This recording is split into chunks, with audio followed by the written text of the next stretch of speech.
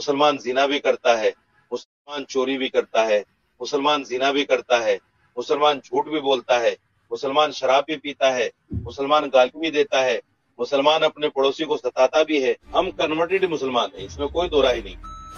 مولانا صاحب، مردوں کے لیے 72 حوریں اور عورتوں کے لیے وہی والا شوہر جو یہاں پر ہے، یہ تو بڑی غلط بات ہے۔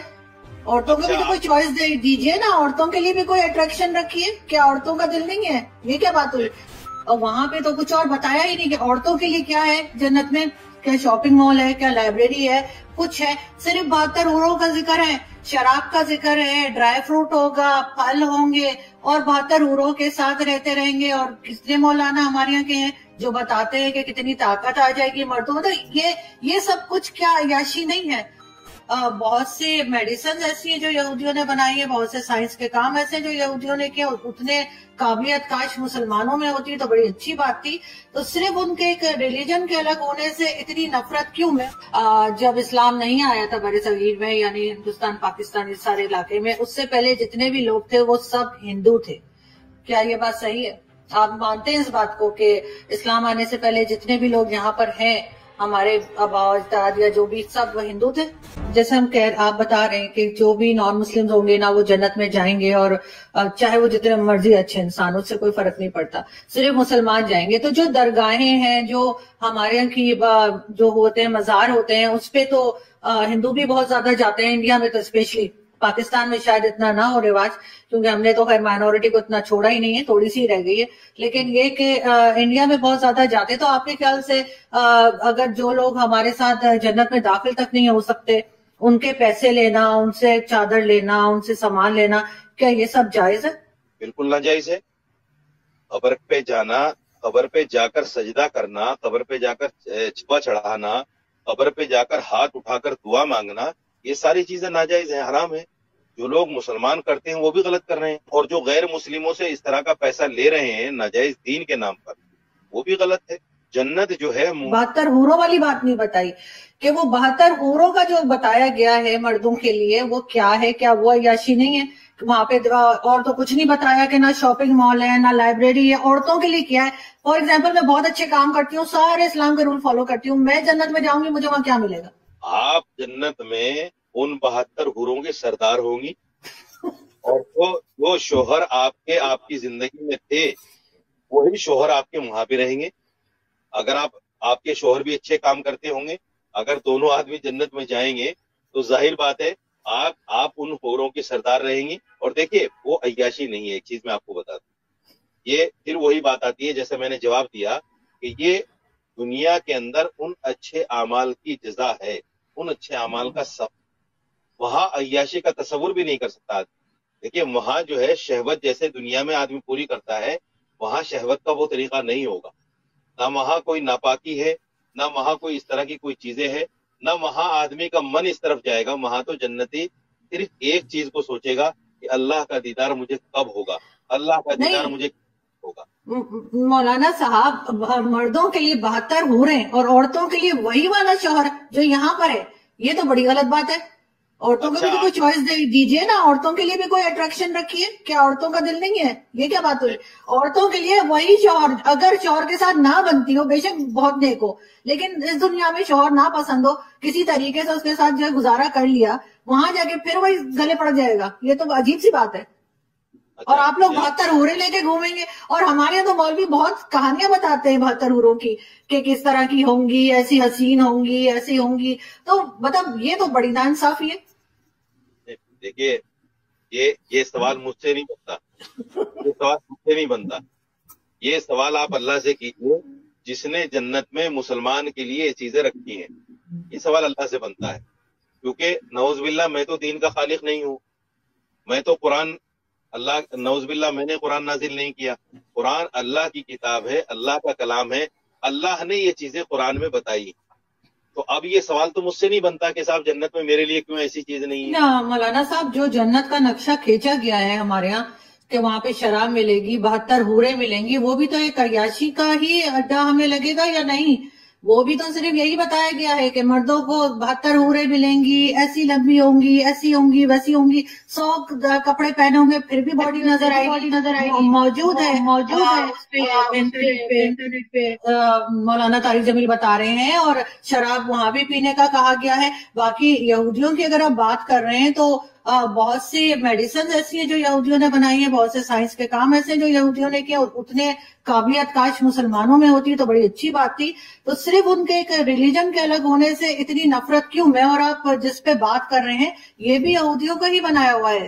تو یہودیوں کی ہم میڈیسن کھا سکتے ہیں، ان کی سائنس کی ہر چیز ہم استعمال کر سکتے ہیں، موبائل یوز کر سکتے ہیں، لیکن یہودیوں کو ہم کیوں برا بھلا کہتے ہیں؟ اور وہی جو جنت کی میں نے بات کی تو وہاں پہ تو کچھ اور بتایا ہی نہیں کہ عورتوں کے لیے کیا ہے جنت میں، کیا شاپنگ مال ہے، کیا لائبریری ہے، کچھ ہے؟ صرف 72 حوروں کا ذکر ہے، شراب کا ذکر ہے، ڈرائی فروٹ ہوگا، پھل ہوں گے، اور 72 حوروں کے ساتھ رہتے رہیں گے۔ اور کس لیے مولانا ہمارے یہاں کے ہیں جو بتاتے ہیں کہ کتنی طاقت آ جائے گی مردوں میں؟ یہ سب کچھ کیا عیاشی نہیں ہے؟ اور اگر وہ جو ہے سعودی عرب کا کراؤن پرنس اگر اس چیز کو لے کر آ رہے ماڈرن طریقے سے آگے بڑھ رہے ہیں جہاں پہ ساری دنیا کا مقابلہ کر سکے سائنس میں، ٹیکنالوجی میں، ایجوکیشن میں، تو وہ آپ کہہ رہے ہیں کہ غلط ہے؟ اگر دنیا میں قرآن نے شراب پر پابندی لگائی ہے، شراب کو حرام کہا ہے، تو شراب دنیا میں حرام ہے۔ اور اگر قرآن یہ کہتا ہے کہ جنت میں جانے کے بعد انسان کو شراب طہور کہا ہے، اس کو شراب طہور کا مطلب پاک پانی، حرام پانی نہیں، ناپاک پانی نہیں، ایسا پانی نہیں جس سے آدمی بہک جائے، ایسا پانی نہیں جس سے نشے میں آ جائے، ایسا پانی نہیں جس سے پھر آدمی عیاشی کرے، شرابن طہورا کہا ہے قرآن۔ تو شرابن طہورا اگر اللہ جنت میں جنتیوں کو دے گا تو اس پر میں سمجھتا ہوں اس پر تو اعتراض نہیں ہونا چاہیے، کیونکہ دین تو اللہ کی ماننے کا نام ہے۔ جب ہم نے دنیا میں اللہ کی بات کو مانا ہے، اللہ چاہی زندگی گزاری ہے، قرآن چاہی زندگی گزاری ہے، اور جنت میں جا کر اگر ہمیں اللہ اس کا بدل دے رہا ہے، اس کا ثواب دے رہا ہے، اس کی جزا دے رہا ہے، تو اس پر تو اعتراض نہیں ہونا چاہیے مسلمان کو۔ غیر مسلم اگر اس طرح کی بات کہے کہ ایسا کیوں ہے تو اس کا جواب تو سمجھ میں آتا ہے، اعتراض تو سمجھ میں آتا ہے، لیکن ایک مسلمان یہ کہے کہ ایسا کیوں اور دنیا میں ایسا کیوں نہیں، تو میں سمجھتا ہوں کہ پھر میں ایک بات کہوں گا کہ دین سے دوری کا نتیجہ ہے جب تک آدمی قرآن کو صحیح نہیں سمجھے گا، قرآن کو صحیح نہیں پڑھے گا، حدیث کو صحیح نہیں سمجھے گا، حدیث کو نہیں پڑھے گا، اس وقت تک یہ چیزیں اس کو سمجھ میں نہیں آئیں۔ دوسری بات، محمد بن سلمان نے دنیا میں شراب کو جائز قرار دیا ہے، قرآن کہتا ہے شراب ناجائز ہے، قرآن کہتا ہے جوا ناجائز ہے، اور محمد بن سلمان دنیا میں کہتا ہے کہ جوا جائز ہے۔ تو آپ مجھے بتائیے قرآن کی مخالفت کون سا؟ قرآن میں کہاں جائز ہے شراب؟ قرآن میں کہاں جائز ہے جوا؟ قرآن میں کہاں جائز ہے طوائف کے ساتھ جو ہے اس کا مجرا دے، اس کے ناچ گانے دیکھنا کہاں جائز ہے؟ مجھے بتا دیجئے قرآن میں کہاں جائز ہے کہ عورتیں جو ہے برقع چھوڑ کر جو ہے ایسے ہی کھلم کھلا پھرتے ہیں۔ دوسری بات، آپ نے یہودی کے بارے میں کہا کہ صاحب ٹیکنالوجی تو آپ استعمال کر رہے ہیں لیکن ان کو برا مانتے ہیں۔ میں یہودی کو بحیثیت ریلیجس برا نہیں مانتا، میں یہودی کو اس لیے برا مانتا ہوں چونکہ ان کی جتنی پالیسیز ہیں وہ سب اسلام اور مسلمان کے خلاف۔ سپوز کیجیے میں ایک بہت بڑی بات آپ سے کہنے جا رہا ہوں آپ کے چینل پہ، آپ نے 9/11 کا نام سنا ہوگا، بڑا مشہور واقعہ ہے۔ 9/11 یہودیوں کی دین تھی اسلام اور مسلمان کو بدنام کرنے کی۔ 9/11 کو سچا واقعہ نہیں ہے کہ آپ کے خیال سے بہت سے دوست ہمارے ہندوستانی دوست ہمیں کہتے ہیں کہ جی جب اسلام نہیں آیا تھا بر صغیر میں، یعنی ہندوستان پاکستان اس سارے علاقے میں، اس سے پہلے جتنے بھی لوگ تھے وہ سب ہندو تھے۔ کیا یہ بات صحیح ہے؟ آپ مانتے ہیں اس بات کو کہ اسلام آنے سے پہلے جتنے بھی لوگ یہاں پر ہیں ہمارے آبا اجداد یا جو بھی سب ہندو تھے؟ نہیں، دیکھیے ہم کنورٹڈ مسلمان ہیں، اس میں کوئی دو رائے نہیں۔ ہم جو ہے ہندوستان پاکستان کے جو لوگ ہیں وہ کنورٹڈ مسلمان ہیں۔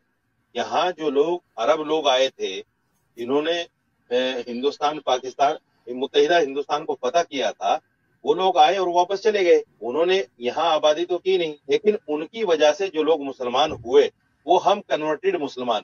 ہم یہ نہیں کہہ سکتے کہ ہمارے آبا و اجداد یا ہمارا شجرہ جو ہے نبی پاک صلی اللہ علیہ وسلم سے ملتا ہے یا کسی صحابی سے ملتا ہے۔ اگر کچھ لوگوں کے پاس شجرے ہیں تو وہ اتھینٹک بھی ہو سکتے ہیں، غیر اتھینٹک بھی ہو سکتے ہیں، لیکن اس میں کوئی دو رائے نہیں ہے کہ ہندوستان پاکستان کے جو مسلمان ہیں وہ کنورٹڈ مسلمان ہیں، مگر اس کا مطلب یہ بھی نہیں ہے کہ جو کنورٹڈ مسلمان ہیں وہ پکے مسلمان نہیں۔ مسلمان جب آدمی ایمان لے آیا اللہ پر، قرآن پر، اس کے رسولوں پر، فرشتوں پر، یوم آخرت پر، پھر وہ پکا مسلمان ہے، ان کے والد चाहे जो भी थे। जैसे सहाबा कराम जब नबी पाक सल्लल्लाहु अलैहि वसल्लम के जमाने में जब सहाबा कराम ईमान लाए तो उनके वालिदैन गैर मुस्लिम थे, लेकिन सहाबा कराम मुसलमान थे, ईमान वाले थे। तो ये तो नहीं कहा जा सकता कि अगर माँ बाप गैर मुस्लिम है तो फिर औलाद मुसलमान नहीं हो सकती। तो हम भी मगर वो इस्लाम तो तलवार के जोर पर आया था ना, किसी की भी गर्दन पे तलवार रख देंगे तो वो अपने आप ही कलमा पढ़ देगा। ये आप सोचे, इस्लाम अगर तलवार की जोर से फैलता तो 800 साल मुसलमानों ने हुकूमत की है, हिंदू तो एक भी नहीं बचता, सारे हिंदू खत्म हो गए होते। 800 साल का जमाना मामूली जमाना नहीं होता मोहतरमा। अगर तलवार के जोर से चोरी भी करता है, मुसलमान जिना भी करता है, मुसलमान झूठ भी बोलता है, मुसलमान शराब भी पीता है, मुसलमान गाली भी देता है, मुसलमान अपने पड़ोसी को सताता भी है, मुसलमान अपने भाई का माल भी खाता है, आज फिर उन्हीं मुसलमानों का एग्जाम्पल देकर इस्लाम को लोग बुरा कहते हैं। आप ये बताइए, मैं आपसे एक सवाल कर रहा हूँ, हालांकि मैं चूंकि आपका पैनलिस्ट, कपड़े के वो पहने हुए आराइश और जमाल के साथ वो गांव तकिया लगाए हुए तुम्हारे इंतजार में बैठी होगी, उन कपड़ों में हसीन और इतनी खूबसूरत होंगी, उसके गूदे तक तुम्हें नजर आएंगे। अब आप कहेंगे कपड़ों के बीच से गूद कहां सो रहे हो? ये जो हसीन और खूबसूरत हूरें मिलेंगी क्या सिर्फ चूमने और बगलों में बिठाने के लिए मिलेंगी? नहीं, आप उसे हम बिस्तरी भी करेंगे, मजे लेंगे, यहां से कहीं ज्यादा लज्जत वहां हासिल होगी। और यहां तो हो सकता है मिनटों में आप फारिग हो जाते हो। अल्लाह के नबी सल्लल्लाहु अलैहि वसल्लम की हदीस आती है, अल्लाह के रसूल सल्लल्लाहु अलैहि वसल्लम फरमाते हैं एक एक मर्द को 100 मर्दों की कुव्वत अता की जाएगी। खुश हो जाओ, अल्लाह हम सबको जन्नत में, जन्नत में मर्द को हूरें तो ज्यादा मिलेंगी, औरतों को शौहर एक ही मिलेगा जन्नत में भी। अब इस पे बास खवातीन कहती हैं मर्दों के इतने मजे, औरत एक शौहर। तो भाई जन्नत क्योंकि मजे और इज्जत की जगह है ना, तो औरत की इज्जत एक शौहर में ही है। ज्यादा होते तो ये जिल्लत होती, तो ये जन्नत नहीं, ये तो जहन्नम बन जाती उसके लिए। और मर्द के लिए फख्र क्या है कि उसके मातहत बोलो भाई ज्यादा हो, तो जन्नत में 70 हूरें दी जाएंगी, फख्र करेगा, जहन्नमियों को कहेगा, ठीक है ना, कि देखो तुम जिना किया करते थे, हमने हलाल पर इक्तिफा किया, नजर की हिफाजत की, नमाज की पाबंदी की, आज देखो कितनी बड़ी तादाद अल्लाह ने बीवियों की, सब हमारी हैं, सारी अपनी हैं, तो फख्र है। और औरत इस पे फख्र नहीं करेगी किसी जहन्नमी खातून से कि देखो तुम बुराई से बचती नहीं थी और बुराइयां करती थी, तो तुम्हें तो कुछ भी नहीं मिला और हमें 15 शौहर मिले यहाँ पे। मलयालम में इस्लामी भाषण देने वाले टीपी बकर कासिमी मुस्लिम होने के फायदे गिना रहे थे। इसी दौरान उन्होंने यह भी बता दिया कि मुसलमानों को जन्नत में क्या क्या मिलता है।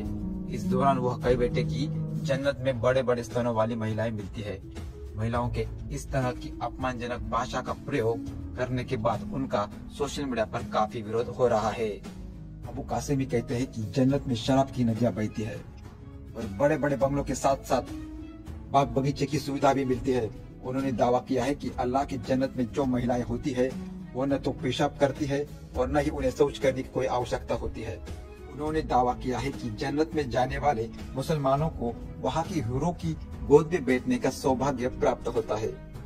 महिला विरोधी बयानों के कारण मौलाना भले ही विवादों में हो, लेकिन केरल के नेता इस बात पर चुप्पी बनाए हुए है, कोई भी प्रतिक्रिया देने के लिए आगे नहीं आ रहा है। ज्यादातर नौजवानों को आतंकी बनाने के लिए जन्नत और 72 हूरों के सपने दिखाए जाते हैं। यह इस्लामिक कट्टरपंथियों का ब्रेन वॉश करने का बहुत पॉपुलर तरीका है। कट्टरपंथी अपने नौजवानों को बताते हैं कि अगर वे मजहब की राह में अपनी जान देंगे तो उन्हें जन्नत नसीब होगी। जन्नत में भी उन्हें हमेशा युवा रहने वाली और गहरी काली आंखों वाली 72 हूरों या 72 पत्नियों के साथ कभी न खत्म होने वाले कथित आनंद के बारे में बताया जाता है। दोस्तों, आप क्या सोचते हो, क्या सच में जन्नत होती है? दोस्तों कमेंट करके जरूर बताइए। जय हिंद, जय भारत। मिलते हैं अगले वीडियो के साथ।